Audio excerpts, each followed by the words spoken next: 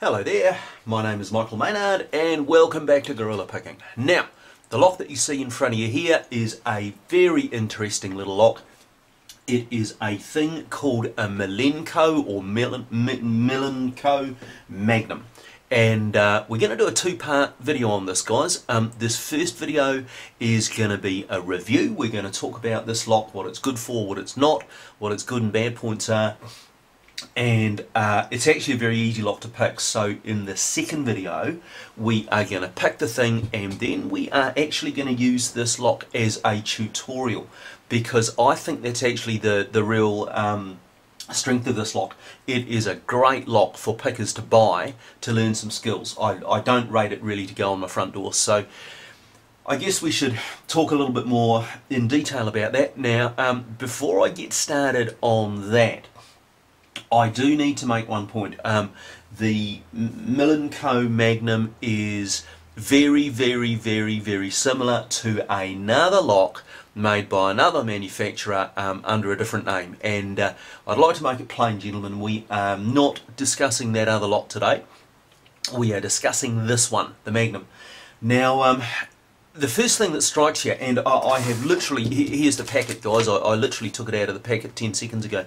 The first thing that strikes you when it comes out of the packet is that it's actually not very well made. It screams China, and there's nothing on the thing to tell me where this thing is made, alright? But it has got that rattly, poor tolerance, nothing really fits and finishes right kind of feel that a lot of the cheaper Chinese locks do. And that for me, before I even start, is a massive red flag. Now in fact, this is the second one that I have opened. The other one is actually sitting on my workbench here in a million pieces. If I just show you just very briefly, here's the guts of the other one, which we'll get to in a minute. But this is the second one out of the packet. The first one wasn't much better, and in actual fact, this is so poorly made that you can't actually rotate the cam without the thing hanging up. So if you see me turning the thumb turn there, you'll see that I really have to wail on that to get it round. So this thing isn't square and isn't well put together for a start. Secondly, when the key goes in, it's got that cheap, graunchy kind of feel to it, and when you need to push it in and engage the cam and then turn the thing, when you turn it, we've got all sorts of graunches and crunches that you just do not get from a good quality lock, no matter how complex the mechanism. And I'll show you the insides of the other one shortly, and you'll see why I make that comment and why it's as graunchy as it is. Now, we should probably talk about the mechanism itself. It is actually a fairly complex lock, and if I bring the key up to the camera there, you'll see that there's actually two locking elements there, folks. There are dimples and there is a sidebar track, and in fact it's pretty bloody complex in here. There are 7 dimple pins, believe it or not, one row of 4, one row of 3, and then there is a sidebar which is controlled by 4 sliders. So 7 plus 4 is 11 locking elements in this thing. There's a lot of moving parts. Again, you'll see that in the stripped down one shortly. But the bottom line is, even though it's pretty complex and even though there are a lot of moving parts, it doesn't actually give you much security against picking. What else doesn't it give you a lot of security against? Well, it doesn't give you a lot of security against drilling, and it has an anti-snap element. It's got a sacrificial element there for the snapping, which is actually not a bad idea really. And it has got a little bit of drill protection up the top here as well. But the other drill protection elements that you'll see once we get into this thing are, how shall I put it, they are a token effort at best. So those are all strikes against this lock going on your door, folks. Another thing that argues against putting this on your door is that it isn't available, to my knowledge anyway, in any variant other than a straight out Euro profile. Now, what does this mean? What this means is that you won't be able to get a padlock key to your front door key. You won't be able to get a an oval profile Scandinavian lock, for example, that you might have lying around the house, key to this thing as well. So it's only really going to be good for doors with Euro profile locks on it. Another strike against this thing is that by the look of it, it is going to be impossible to master. And I had a very good look online before I did this video to see if there was anything about pinning kits and master pinning kits for this thing. There is nothing I can find about mastering this lock at all. So you know, it's really designed as a single use, one and done kind of a thing. Not good for complex systems, not good for anything other than poking into a Euro profile shaped hole. So, having talked in general about what I don't like this thing and why we wouldn't put it on the door, what I'm now going to do is get rid of this one and bring the other one into frame, and we'll talk about the guts of this thing. Back in a second, gents. Right, we're back. So here are the internal workings of this lock, and you can see why I said it was complex, guys. Just look at the amount of stuff in there. There are actually 32 moving parts to this thing before we, just in the locking system, before we even start talking about things like the anti-drill protection up here, such as it is, the eclipse, and the body and the core of the lock itself. So a massive amount of parts. We have got, let's go through them. We have got 7 standard dimple pins. So we've got all these pins down the bottom here. Now I might just zoom in on those because they are a little bit interesting, and this is one of the reasons why I say they're probably not going to be terribly good or even possible for master keying.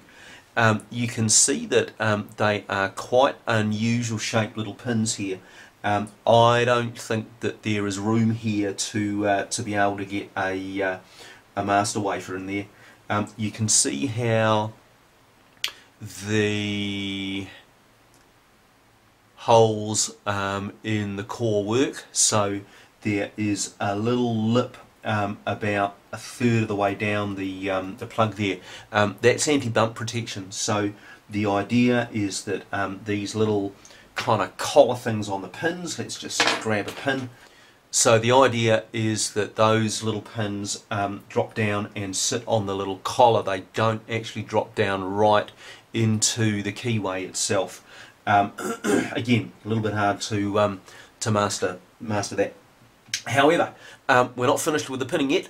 The pinning up the top, so the top pins, well, you get a little bit of a mixed bag, and in position 1 here, you actually get a serrated pin, believe it or not. It's kind of like a two-part serration pin there, one at the top, one at the bottom. The rest of the drivers are standard until you get down the far end here to number 7, which is actually a T-pin, believe it or not. So this is one of the things that I like about this lock. It's actually very, very good for practicing picking. Again, I don't rate it on the front door. I think it's unnecessarily complex and it's not terribly secure, but in terms of a lock to buy to practice picking dimples, you're getting a lot of bang for your buck. Now, here's the sidebar elements. We have 4 sliders here, each with their tiny little spring just above them here. You can see that they're driven by these tiny wee springs. Now, a couple of things you need to note about these sidebar sliders. First thing is no gates, so no false gates. So what we have got here is just, if I can hold that up to the camera so you can see it, just a big wide open slot there for the sidebar to slide into, and the sidebar itself, fits in there with a massive amount of room to spare. You can see that that thing there is slopping about all over the place. So the tolerances here really are not very good at all. With that said though, again, if you are learning to pick a sidebar, what do you need? You need something with fairly sloppy tolerances and no false gates. To get back to my early point, if you are looking for a lock to learn how to pick a sidebar, then this might actually be a bloody good one to use.